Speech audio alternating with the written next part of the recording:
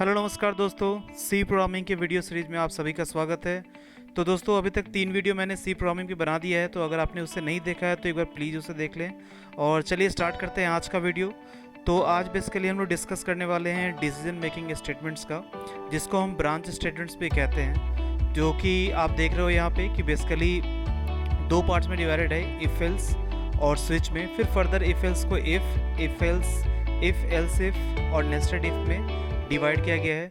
तो इन सब के बारे में हम लोग अब डिटेल में स्टार्ट करते हैं। तो सबसे पहले हम स्टार्ट करते हैं इफ स्टेटमेंट से। इफ स्टेटमेंट क्या होता है? ये अपने को हमारे प्रोग्राम में अगर हम किसी कंडीशन के अकॉर्डिंग हम कुछ स्टेटमेंट को एग्जीक्यूट करना चाहते हैं, हम अपने प्रोग्राम में किसी कंडीशन के अकॉर्डिंग कोई भी चीज़ को एग्जीक्यूट करना चाहते हैं, किसी भी स्टेटमेंट को, तो उसके लिए हमें इफ स्टेटमेंट यूज़ करना पड़ता है। इसका जो जनरल फॉर्मेट है, जो इसका जनरल फॉर्म है, सिंटैक्स है, आपको इफ लिखना है स्मॉल केस लेटर में, पैरेंथेसिस ओपन पैरेंथेसिस क्लोज, यहाँ आप कंडीशन लिखोगे। कंडीशन आप रिलेशनल ऑपरेटर या लॉजिकल ऑपरेटर के थ्रू दे सकते हो। अगर ये आपकी कंडीशन ट्रू होगी तो ये स्टेटमेंट एग्जीक्यूट हो जाएंगे, अदरवाइज ये स्टेटमेंट एग्जीक्यूट नहीं होगा अगर कंडीशन आपकी फॉल्स होती है। तो कंडीशन फॉल्स होती है, यहाँ पे जो स्टेटमेंट लिखा होगा, नेक्स्ट जो स्टेटमेंट लिखा होगा वो एग्जीक्यूट हो जाएगा। ये स्टेटमेंट एग्जीक्यूट नहीं होगा जो इफ के जस्ट बाद ही लिखा हुआ है। तो अगर if the condition is the false, the statement will not be executed. अगर आपकी कंडीशन ट्रू होती है तो स्टेटमेंट एग्जीक्यूट होंगे, अगर आपकी कंडीशन फॉल्स होती है तो ये स्टेटमेंट एग्जीक्यूट नहीं होंगे। अब हम फिक्स करते हैं कुछ इसमें कुछ चीज कि अगर स्टेटमेंट जो कंडीशन ट्रू हो रही है तो ये स्टेटमेंट एग्जीक्यूट होंगे, अगर कंडीशन फॉल्स हो तो एक फिक्स स्टेटमेंट हमने फिक्स करना चाहते हैं, तो उसके लिए हमें लगाना पड़ता है एल्स। एल्स आपका ऑप्शनल क्लोज होता है, ये execute, it will get execute when condition is false. जब आपकी कंडीशन फॉल्स हो जाएगी तब ये एग्जीक्यूट होगा। अब इफ का सिंटैक्स के बारे में बात करते हैं। सिंटैक्स क्या है? जैसे आपने इफ लिखा स्मॉल केस लेटर में, कंडीशन लिखा, अगर आपका एक ही स्टेटमेंट है तो आपका ये सिंटैक्स होगा। अगर इफ आपने लिखा, इफ कंडीशन, अगर आपको कंडीशन ट्रू होते मल्टीपल स्टेटमेंट एग्जीक्यूट कराने हैं तो आपको कर्ली ब्रेसेस के पेयर के अंदर लिखना पड़ेगा। सिंटैक्स नंबर थर्ड क्या है? अगर आप इफ लिखा आपने, इफ के अंदर है कंडीशन और यहाँ पे कंडीशन ट्रू होते ही ये स्टेटमेंट एग्जीक्यूट होगा और कंडीशन फॉल्स होते ही ये स्टेटमेंट एग्जीक्यूट होगा। आपको एल्स लिखना है, इसमें एल्स नहीं है, इसमें कंडीशन ट्रू होने पर ये स्टेटमेंट सिंगल स्टेटमेंट है या मल्टीपल स्टेटमेंट है। यहाँ पे एल्स भी है, एल्स ऑप्शनल है, तो कंडीशन जब भी ट्रू होगी तो ये स्टेटमेंट एग्जीक्यूट होगा, कंडीशन फॉल्स होगी तो ये स्टेटमेंट होगा। अब अगर कंडीशन ट्रू होते ही मल्टीपल स्टेटमेंट है, यानी कंडीशन फॉल्स होते भी मल्टीपल स्टेटमेंट है, तो सिंटैक्स आपका थोड़ा सा चेंज हो जाएगा। उस सिंटैक्स में आप इफ के अंदर कंडीशन लिखेंगे तो आपको कर्ली ब्रेसेस का पेयर लगाना पड़ेगा। ऐसे एल्स में अगर मल्टीपल स्टेटमेंट है तो एल्स में आपको कर्ली ब्रेसेस का पेयर लगाना पड़ेगा। तो अगर सिंगल स्टेटमेंट है तब आप कर्ली ब्रेसेस का पेयर लगाइए या ना लगाइए, अगर आपके मल्टीपल स्टेटमेंट है तो आपको कर्ली ब्रेसेस का पेयर लगाना है। तो इन चार सिंटैक्स से मिलकर ही आपको कोई प्रोग्राम बनाना पड़ेगा। अब हम देखते हैं इसके प्रोग्राम के बारे में, इफ एल्स के बारे में। जैसे मैं दो इंटीजर ए और इंटीजर ए लिया और इंटीजर बी लिया, हम इन इंटीजर ए और इंटीजर बी का कंपेयर करवाएंगे, इनमें से मैक्सिमम वैल्यू फाइंड आउट करेंगे। इंटीजर ए बी लिया, CLR SCR लिया, यूजर से एंटर करवा रहे हैं वेरिएबल प्रिंट एफ, एक मैसेज दिया, enter two values, scan f लिखा, scan f percentage sign d, आपको दो बार लिखना है क्योंकि दो वैल्यू है, percentage sign d comma address of a comma address of b, आपने दो वैल्यू ली। अब इन दो वैल्यू का हम कंपेयर करवाएंगे। जैसे आपने इफ लिखा, इफ स्मॉल केस लेटर में पैरेंथेसिस ओपन क्लोज, यहाँ पे आपको कंडीशन लिखनी है। जैसे आपने लिखा ए ग्रेटर देन बी, अगर ए बी से बड़ा है, अगर ये कंडीशन ट्रू हो तो प्रिंट एफ एक मैसेज शो करना चाहते हैं। अभी आप सिंगल स्टेटमेंट है, यानी अभी मैं आपका जो यूज़ कर रहा हूँ वो आपका थर्ड सिंटेक्स यूज़ करना। तो लार्ज इज, हमने एक मैसेज दे दिया, large is percentage sign d comma a, तो आपका फर्स्ट वैल्यू लार्ज है। एल्स, जो भी एल्स लिखोगे आप उसके आगे कोई ब्रैकेट नहीं लगाना, क्योंकि आपको पता है एल्स में का सिंटेक्स आपको ध्यान में होगा। उसके बाद आपको यहाँ लिखना है next message, large is percentage sign d comma b, और यहाँ पे आप गेट CS लगाएंगे। इस प्रोग्राम को सेव करेंगे सबसे पहले। तो इसमें क्या होगा, अगर आपको दो वैल्यू यूजर से जो भी वैल्यू आप एंटर करेंगे उन दोनों वैल्यू में अगर इफ ए ग्रेटर देन, अगर ये कंडीशन ट्रू होगी तो लार्ज वैल्यू बता देगा, अगर कंडीशन ये फॉल्स होगी तो ये वाली वैल्यू को लार्ज बता देगा। अब इस प्रोग्राम को कंपाइल करेंगे और फिर इस प्रोग्राम को हम रन करेंगे। तो हमें यहाँ दो वैल्यू एंटर करनी है, जैसे हमने एक वैल्यू एंटर की 23 तो हमने दूसरी वैल्यू एंटर की 56। तो इसमें से आपको लार्ज वैल्यू कौन सी है, द लार्ज इज 56, ये बता देगा। ये कैसे पता चला, तो जैसे ही कंडीशन में आए 23 ग्रेटर देन 56, कंडीशन फॉल्स हुई, कंडीशन फॉल्स होते ही एल्स पार्ट एग्जीक्यूट होगा, तो एल्स पार्ट आपका एग्जीक्यूट हो गया। तो इस तरह ये है इफ एल्स स्टेटमेंट। ये आपका थर्ड सिंटेक्स है, इसे मिलके सिंटेक्स आपको यूज करने हैं। नेक्स्ट अब इसके अंदर देखते हैं हम इफ एल्स के अंदर नेक्स्ट है that is nested if else. Nested if else का मतलब जब आपका इफ एग्जिस्ट करे विद इन इफ और एल्स, आपने इफ और एल्स लिखा है उसके स्टेटमेंट के अंदर, इफ और एल्स के स्टेटमेंट के अंदर एक और इफ एल्स आ जाए तो इसके बोलते हैं नेस्टेड इफ एल्स। इसका सिंटेक्स है ऐसा है कि आपको इफ लिखना है, इफ के अंदर कंडीशन, और इस के अंदर ये आपका पूरा सिंटेक्स है। ये देखिए ये आपका इफ है, इफ के अंदर कंडीशन है, तो ये इफ के स्टेटमेंट है, इसके स्टेटमेंट के अंदर एक और इफ एल्स आ गया। सिमिलरली ये इस इफ का ये एल्स है, सेम कलर मैच कर रहा है, इस एल्स में भी एक और इफ एल्स आ गया। तो एक इफ के स्टेटमेंट के अंदर एक इफ एल्स या एल्स के स्टेटमेंट के अंदर इफ एल्स आ जाए तो इसे बोलते हैं नेस्टेड इफ एल्स। तो नेस्टेड इफ एल्स को जो है वो मेनली ज़्यादा यूज होता है एक से ज़्यादा वैल्यू कंपेयर करने के लिए। अब एक प्रोग्राम देखते हैं नेस्टेड इफ एल्स का। जैसे इस प्रोग्राम को पहले हम यहाँ से इरेज करेंगे,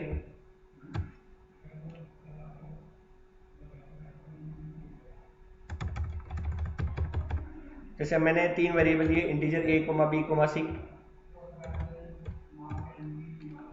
CLR, SCR। मैंने तीन वैल्यू यूजर से एंटर कराऊंगा, प्रिंट एफ। एक मैंने मैसेज दिया enter 3 values, scan f, centre sign d, centre sign d और centre sign d, comma address of a, comma address of b, comma address of c. ये तीन value आपने दी है। अब इन तीन वैल्यू में हम कंपेयर करेंगे। सबसे पहले हमने लिखा if a greater than b, तो इसके स्टेटमेंट के अंदर आएंगे हम। अगर ए बी से बड़ा है, अब आप देखेंगे कि ये इसके स्टेटमेंट है, ये इसका स्टेटमेंट है if a greater than b, और इस इफ का जो एल्स पार्ट है ये इसका एल्स पार्ट है और ये इसके स्टेटमेंट है। यहाँ पे मल्टीपल स्टेटमेंट है तो मैं पहले ही ब्लॉक बना देता हूँ। अब इसके अंदर आपको चेक करना है, आप इस ब्लॉक के अंदर तभी एंटर करेंगे जब ए बी से बड़ा होगा। अब आपको इस ब्लॉक के अंदर आप एंटर कर चुके हो, इसका मतलब ए बी से बड़ा है। अगर आप यहाँ चेक कर लें इफ ए ग्रेटर देन सी, तो इट मीन्स क्या होगा, ए इज ग्रेटर।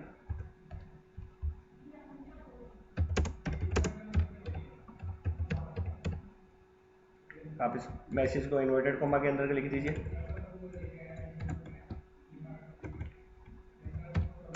फिर इस इफ का एल्स पार्ट क्या बताएगा, सी ग्रेटर देन ए, पर आप इस ब्लॉक के अंदर जब एंटर किए थे तब आपको पता था ए बी से बड़ा है, तो इसका जो एल्स पार्ट होगा सी ए से बड़ा है, तो सी ए से बड़ा है, तो आपको ये भी पता है ए बी से बड़ा है, तो आपका लास्ट में फाइनल आंसर क्या होगा, print f c is greater. Similarly else part में आप जाएंगे, एल्स पार्ट में आपको पता है बी ए से बड़ा, या ए बी से बड़ा था, एल्स पार्ट होगा बी ए से बड़ा, तो आप चेक कर लीजिए if b greater than c, अगर बी सी से बड़ा है तो इट मीन्स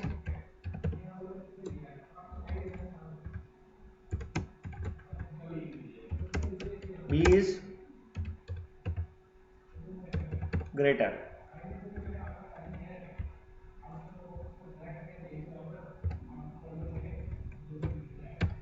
और इसका एल्स पार्ट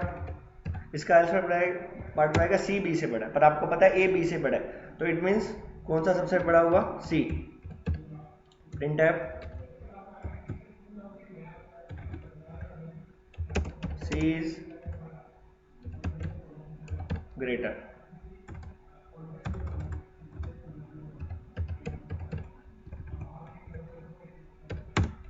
उसके बाद ये इसका ब्लॉक बंद कर देंगे आपका एल्स का, और ये आपका मेन बंद हो गया। मेन से पहले आपको यहाँ पे लगाना है गेट सी एच लगा देंगे आप। अब इस प्रोग्राम को सबसे पहले सेव करेंगे, कंपाइल करेंगे और रन करेंगे। सबसे पहले आपको 3 वैल्यू एंटर करनी है। जैसे आपने वैल्यू एंटर की 2, 3, 6, तो मैसेज प्रिंट होगा C इज ग्रेटर। जो थर्ड वैल्यू है that is C is greater. तो इस तरह आप इफ एल्स को यूज कर सकते हैं। नेक्स्ट हम देखेंगे स्विच स्टेटमेंट।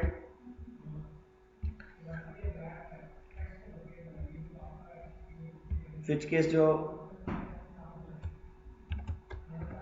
क्या होता है? Switch case accept an expression and variable and test its value with the corresponding case. Switch के अंदर क्या होगा कि आपको एक एक्सप्रेशन या वेरिएबल इनपुट करवाना है एंड उसकी वैल्यू चेक होगी केस के साथ। अगर किसी केस की वैल्यू उसके स्विच के एक्सप्रेशन के साथ मैच करेगी तो उसके केस के स्टेटमेंट एग्जीक्यूट हो जाएंगे। इसका सिंटैक्स देखिए, जो सिंटैक्स ये है, आपको स्विच लिखना है, यहाँ पे आप एक्सेप्ट करेंगे कोई एक्सप्रेशन और वेरिएबल। इस एक्सप्रेशन और वेरिएबल का कोई भी आंसर आता है, जैसे आंसर आता है 1, तो केस 1 जो होगा वो एग्जीक्यूट हो जाएगा, उसके स्टेटमेंट एग्जीक्यूट हो जाएंगे। मानो इसका आंसर आता है केस 2, इसका पूरे का आंसर आता है 2, तो ये 2 के साथ मैच करेगा। सिमिलरली इसका आंसर आता है अगर 3, तो केस 3 के साथ मैच करेगा। मानो इसका कोई आंसर आता है जो इस केस के अंदर नहीं है, तो एक डिफॉल्ट है, उसके स्टेटमेंट एग्जीक्यूट हो जाएंगे। स्विच के अंदर आपको ध्यान रखना है, मानो इसका आंसर आया 1, तो केस 1 के जो स्टेटमेंट है वो एग्जीक्यूट होंगे, पर ये स्टेटमेंट तब तक एग्जीक्यूट होते रहेंगे, स्टेट 1 के स्टेटमेंट एग्जीक्यूट होंगे, पर जैसे ही आप नीचे आओगे तो आपको यहाँ ब्रेक स्टेटमेंट लगाना है जो आपको स्विच के बाहर लेके आता है। ये स्विच के लिए आपको स्विच लिखना है, कर्ली ब्रेसेस लगाना है, कर्ली ब्रेसेस क्लोज, तो ब्रेक आपको केस से बाहर लेके आता है। जैसे इसका आंसर 1 आएगा तो आप ये तो चाहते हैं ना केस 1 ही एग्जीक्यूट हो, केस 2, 3 और ये बाकी केस ना एग्जीक्यूट हो, तो उसके लिए आपको यहाँ ब्रेक लगाना पड़ता है। तो हर स्विच केस में आपको ब्रेक लगाना पड़ेगा। जैसे है कि the break statement will transfer control outside the switch case. Okay, if a case does not contain break statement, then the statement of upcoming case will get execute till the break statement not found or switch case does not ends। वही जो बात मैंने आपको बताई, अगर ये यहाँ पे जो आया है वैल्यू, ठीक है, 1 आया तो केस 1 एग्जीक्यूट हुआ, तो केस 1 के स्टेटमेंट एग्जीक्यूट होंगे। तो ये किसी केस में अगर ब्रेक स्टेटमेंट नहीं है तो ये इसके जो अपकमिंग केसेस है वो भी एग्जीक्यूट होने लग जाएंगे, और जब तक एग्जीक्यूट होते रहेंगे जब तक स्विच एंड नहीं हो जाता या कोई ब्रेक स्टेटमेंट नहीं मिल जाता। स्विच केस है वो ओनली आपका मैच करेगा, एग्जैक्ट मैचिंग। जैसे इसका आंसर 5 आया तो केस 5 एग्जीक्यूट होगा। ओके, और इसके अंदर स्विच के अंदर जो भी आपको यहाँ वेरिएबल लिखना है वो आप फ्लोट या कोई डबल वेरिएबल नहीं लिख सकते। फ्लोट और डबल यानी इंटीजर और करेक्टर के साथ ही जो आप कंपेरिजन करेंगे ओनली इंटीजर और करेक्टर ही यूज कर सकते हैं, कोई और फ्लोट या डबल वैल्यू यूज नहीं कर सकते। अब हम इसका एग्जांपल देखेंगे। स्विच का एग्जांपल देखने के लिए हम कंपाइलर के पास जाते हैं। इसमें आपको जैसे पहले जो प्रोग्राम है हम पहले इसको इरेज कर देते हैं।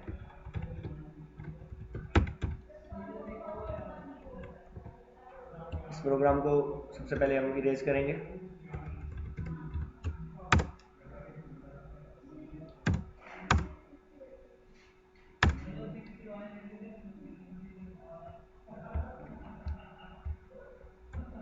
इस प्रोग्राम को इरेज करके हम अब स्विच केस का प्रोग्राम बना रहे हैं। स्विच केस के प्रोग्राम के लिए आपको जैसे हमने एक नॉर्मल वेरिएबल है, दो वैल्यू में से एक मैक्सिमम वैल्यू फाइंड करने का स्विच केस के थ्रू कर रहे हैं। तो वॉइड मेन से स्टार्ट किया, ठीक है। आपने जैसे 2 वेरिएबल दिए, इंटीजर a, b। अब यहाँ पे इंटीजर a, b लिया, फिर आपको लिखना है CLR SCR। 2 वैल्यू यूजर से एंटर करवाइए, printf enter value, user scan f करवाइए, यूजर से एंटर कराइए scan f, percentage d comma address of a comma address of b. 2 value user से एंटर करवाई। हमने स्विच केस लिखा, स्विच यहाँ पे आपने लिखा ए ग्रेटर देन बी, यहाँ पे आपको दो केस बनाने पड़ेंगे। जैसे आपने एक केस बनाया केस 0, उसके बाद आपको कोलन लगाना है।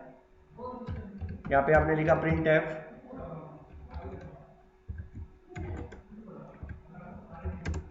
बी इज ग्रेटर, तो केस 1, फिर कोलन लगाएंगे। यहाँ पे लिख दिया आपने print f a is greater, ये स्विच एंड हो गया है आपका। और यहाँ पे आपको हर केस के बाद आपको क्या लगाना है, ब्रेक स्टेटमेंट।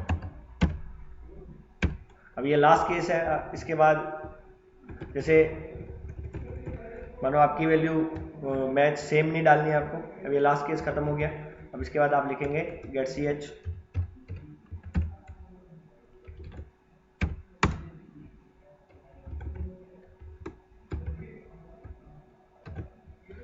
अब इस प्रोग्राम को पहले सेव करेंगे, कंपाइल किया,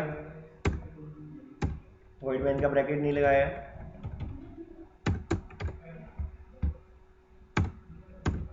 रन कीजिए प्रोग्राम को। आपको दो वैल्यू एंटर करनी है। जैसे आपने वैल्यू एंटर की 4 एंड 7, तो इसमें से 4 और 7 में से 7 वैल्यू बढ़िया एंटर करेंगे, दूसरी वैल्यू बी इज ग्रेटर। ये इसलिए हुआ कि आपने वैल्यू जो एंटर की थी 4 ग्रेटर देन 7, कंडीशन हुई फॉल्स। फॉल्स होने पर आपका जो आंसर आया दैट इज 0, तो यहाँ पूरे का आंसर है 0, तो केस 0 जो हमने बनाया वो एग्जीक्यूट होगा, बी इज ग्रेटर। तो इस तरह एग्जैक्ट मैचिंग होगी। सिमिलरली आप यहाँ पे कोई वेरिएबल भी ले सकते हैं, इंटीजर या कोई कैरेक्टर वेरिएबल, और जैसे आप उससे रिलेटेड उनके रिलेटेड केस बना सकते हैं। जैसे आपने 1 प्रेस किया तो संडे, 2 प्रेस किया तो मंडे, तो आप यहाँ पे आपको इंटीजर वेरिएबल लिखना पड़ेगा, वेरिएबल का नाम लिखना पड़ेगा और उसके कोरस्पॉन्डिंग केस बनाने पड़ेंगे। आई होप आपको ये लेक्चर समझ में आया होगा। Thank you.